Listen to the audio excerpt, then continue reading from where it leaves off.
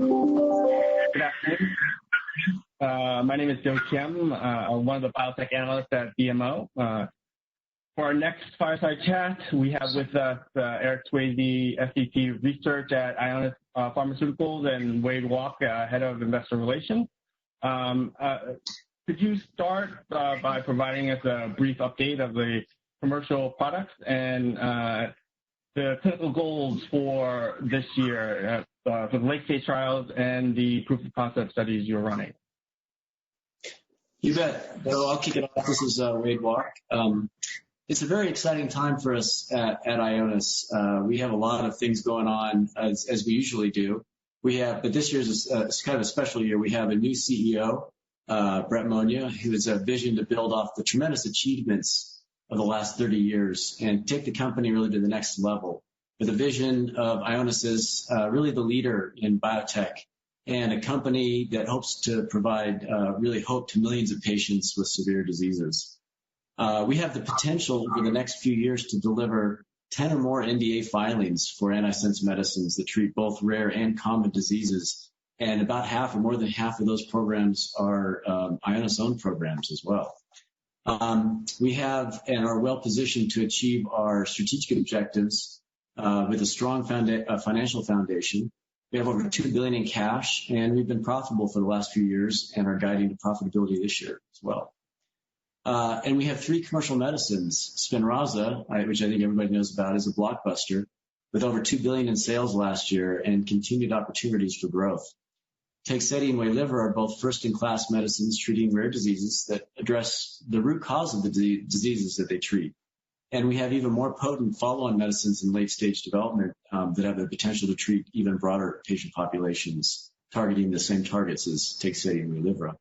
Tegsedi is well positioned in this current environment as a sub-Q at-home treatment option for patients with polyneuropathy due to TTR amyloidosis. Akcea continues to expand the total number of patients on Tegsedi and are making good progress outside the U.S., where they have recently secured pricing in Spain, Portugal, and Italy. We have had very positive interactions with the FDA regarding Waylivra this year. Earlier this year, we plan to refile for approval of Waylivra in the U.S. later this year. Outside the U.S., Akcea has seen more FCS patients initiated on Waylivra therapy in countries where they have commercial access, which include Germany, Austria, and with an ATU in France. Beyond the commercial medicines, we have 4 medicines currently in phase 3 studies, with a 5th medicine that we expect to start a phase 3 study in by the end of the year. First one is tominersen, which is the first medicine to address the root cause of Huntington's disease. Enrollment was completed in the phase 3 study a couple of months back, and results are expected from this study in 2022. Tofersen, the next one, is the first medicine to address a genetic cause of ALS due to mutations in the SOD1 gene. The phase 3 study for this program is expected with data results next year. And so we're very excited about that one. We've already seen some very interesting results in the phase 1/2 study with that drug. We have the first medicine to specifically target and reduce Lp(a), a known factor in cardiovascular disease. And this medicine has the potential to treat millions of patients worldwide. This drug incorporates our LICA technology, I think, which Eric can go into a little bit later on, which makes it one of our most potent drugs. And we also have a follow-on to Tegsedi that I mentioned earlier, Akcea TTR-LRx. This medicine also uses our LICA technology and is in 2 phase 3 studies right now, one in patients with polyneuropathy caused by TTR amyloidosis, and one in patients with cardiomyopathy caused by TTR amyloidosis, which is an even larger patient population. And by the end of the year, we plan to start a phase 3 study with our LICA follow-on to Waylivra, Akcea ApoC3-LRx. Our mid-stage pipeline is also rich and is going to provide us with many catalysts this year. We've already seen 2 proof-of-concept readouts in the first quarter of this year from phase 2 studies with ApoC3 LICA and angiopoietin-like 3 LICA. And we're planning to report even more data in the second half of the year. We plan to report data from an orally delivered antisense medicine this year. The target hasn't been disclosed yet, but it's being developed for cardiovascular disease. And when we talk about that data, we'll disclose the target for that program. We're also planning to report data from an antisense medicine that's being delivered to the lung via aerosol delivery. It targets ENaC for cystic fibrosis. And we plan to report data from 3 phase 2 studies with 3 other LICA medicines targeting growth hormone receptor for acromegaly, prekallikrein for HAE, and angiotensinogen for resistant hypertension. And this is just scratching the surface of what we have going on at Ionis. So you can see why we're very excited about the future and the potential value we plan to deliver to patients and our shareholders. Great. So just a few things going on over at Ionis. Just a few. Eric, as the head of preclinical research, and given your tenure at Ionis, could you give your perspective on how far we've come in the antisense technology for therapeutics, and what we could expect from the next generation of ASOs that you're working on? Yeah, sure. Also, I've been here 26 years as a couple months ago, so it's been a long journey, and we've come an awful long way, as I'm sure many people can appreciate. When I joined the company, we were still working with what we called first-generation molecules in the clinic, which were given, I don't know, maybe it was 3 or 4 grams a week was the effective dose that we thought we were needing to get to. And we were madly working in the labs to try and figure out how to improve the chemistry of the drugs. And we've been chipping away at it ever since. That led to what we called second-generation molecules, which led to products such as Tegsedi and Waylivra. Kynamra was the first approved antisense drug. And you know, they're not perfect medicines, but they're getting us on the dance floor, and they clearly demonstrated. Kynamra was a watershed moment, I think, for nucleic acid therapeutics. It really proved that you could engage targets in human beings and modulate them for a therapeutic benefit. The 2 key advances that have really catalyzed the technology to where it is today are, first, the LICA technology, and so that is the GalNAc ligand, which targets the drugs specifically to the hepatocyte. This is the first iteration of what I think will be many, many different LICAs for lots of different tissues. I think it's a technology that is broader than just the liver, and we've shown that it's broader than just the liver, and we're aggressively investing in it. Just for the hepatocyte targeting, GalNAc LICA improves potency about 30-fold over molecules like Kynamra and Tegsedi. So you can see that in the TTR LICA data, where we have a phase 3 program in cardiomyopathy that Wade highlighted, and polyneuropathy, and you can just compare the potencies of the 2 molecules, and the LICA does exactly what it's supposed to.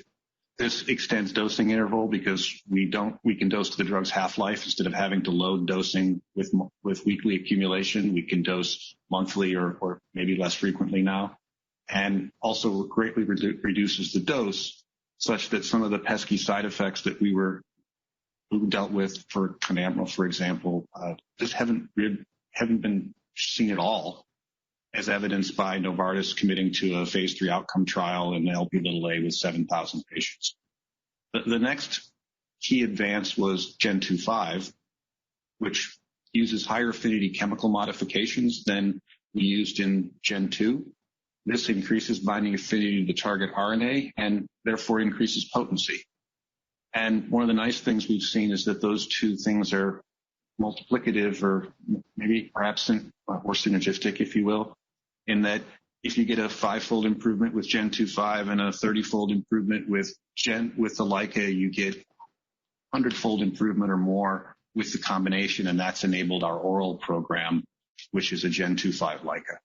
And so I think you'll see lots of the Gen 2.5s coming in different flavors. We've used that extensively in our cancer pipeline. That's the chemistry behind the ENaC aerosol drug that Wade mentioned. It enables us to get more potency in the lung, and we'll start to use the Gen 2.5 more and more for both liver LICA and other LICA programs as we go forward. So I think that the key things are new LICAs that we'll have coming forward in the near future, and then a little bit farther out, we've got some other chemical modifications that we think will substantially enhance the platform, but we're not really ready to talk about those yet. Okay, understood. That's great.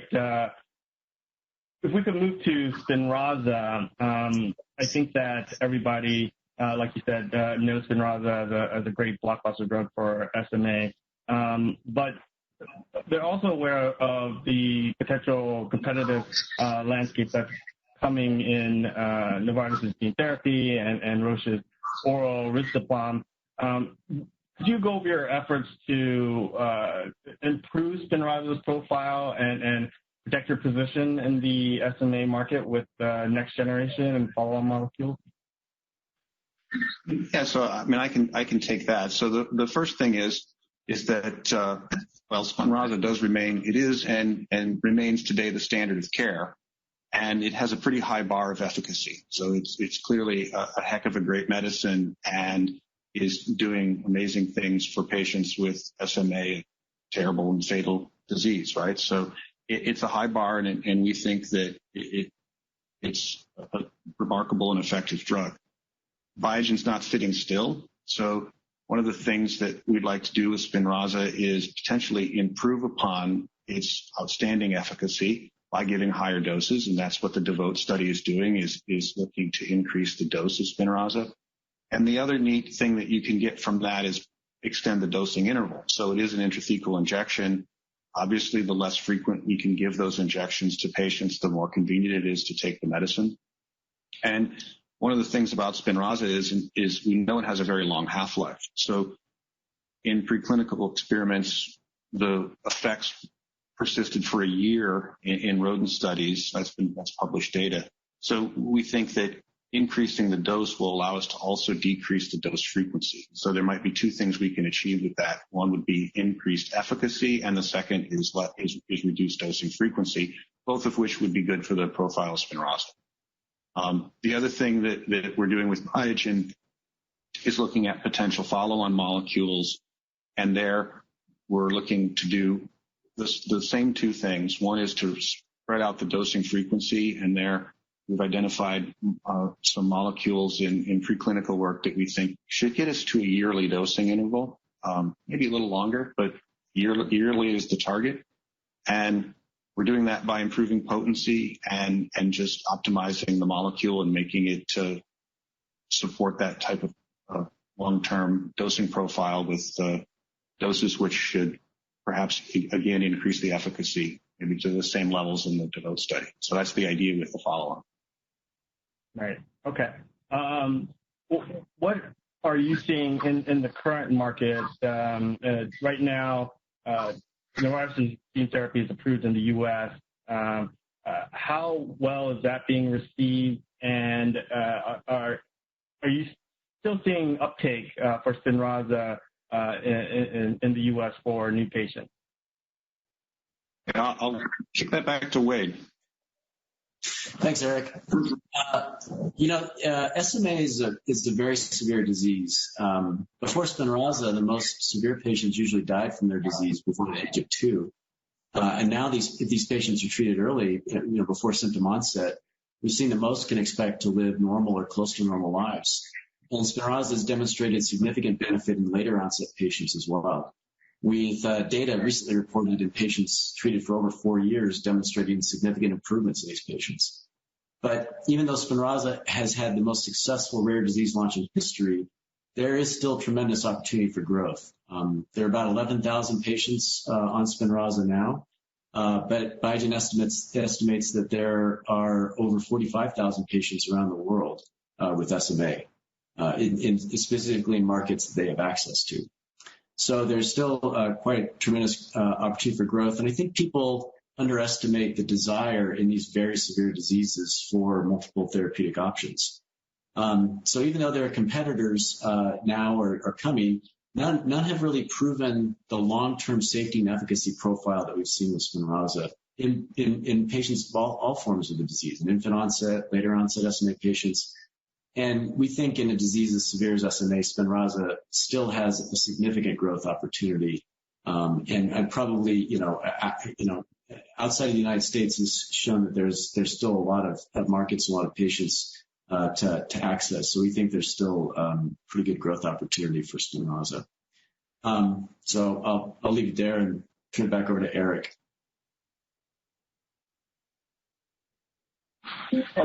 Maybe we could, unless Eric, you have some additional comments on Spinraza, I was going to move to tominersen, the Huntington's drug.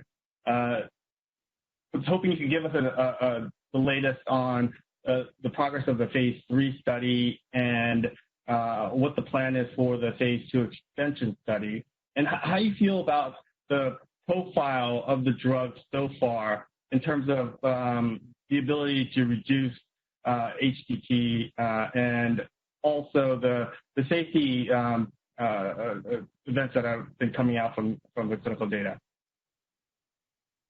So as Wade mentioned, the phase 3 Generation HD study run by Roche is fully enrolled as of a few months ago. That's a 2-year experiment, so we're expecting data on that phase 3, the pivotal trial, in 2022. And that trial has 2 doses of tominersen, 2 dose schedules, the same dose, 120 milligrams given every 2 months or every 4 months.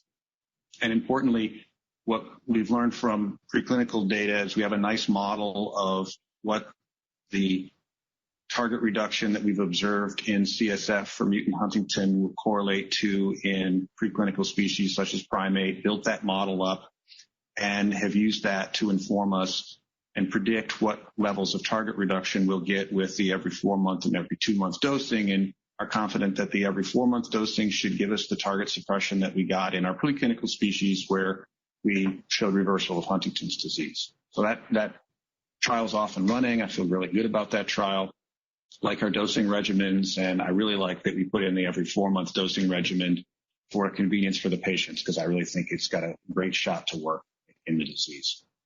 For the phase 1/2 open label extension study you mentioned, that study, there was biomarker and safety and pharmacokinetic data presented at the CHDI meeting earlier this year.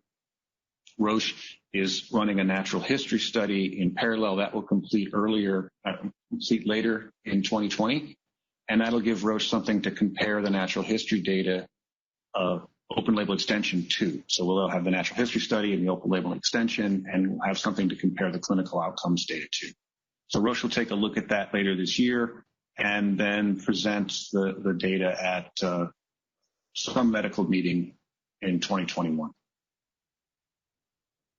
And from what you've seen from the phase 1/2 extension study, do you think that there's areas where you'd be able to improve on the HTT molecule with the advances in technology that you're currently working on?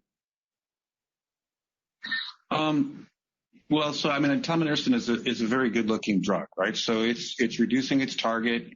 Roche did a nice job in the phase 1/2 working with us to test the top end of the dose response curve. So we're very confident that we've engaged Huntington all we need to, and probably more at the top end with the monthly dose. So I think the drug has the efficacy it needs.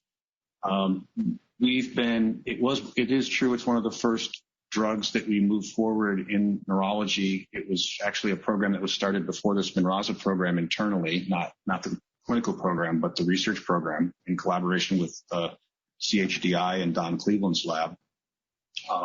We've made a lot of slow, steady improvements in how to make drugs for the central nervous system and how to optimize them over the years. So, yeah, I think, and I think that it would be possible to make a newer, a slightly, perhaps more durable, perhaps more potent version of tominersen.